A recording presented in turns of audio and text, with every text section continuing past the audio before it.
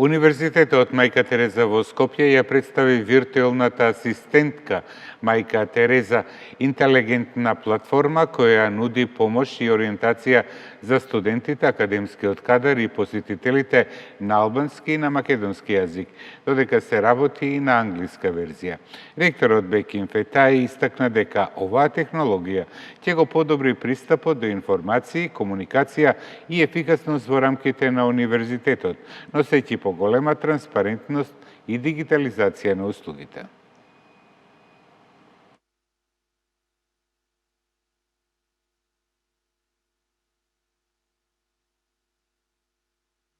Платформа mund të ketë qasje prej në webfaqe edhe prej në mobil, do të thonë momenti kur e vizitojnë webfaqen e universitetit, mund të aktivizohet, kanë opcion të aktivizohet asistente dhe e mira këtu është qëndron atë se ajo, do të thonë, trajnohet për dhënave dhe pyetjeve të ndryshme të cilët do të vendosen në sistem. Ka shumë pyetje, do të thonë, shumë specifike të cilët mund se në fillim nuk do të jetë në gjendje t'i gjenë, për shkak se ajo skenon webfaqen e universitetit, skenon dokumentacionin për katës, skenon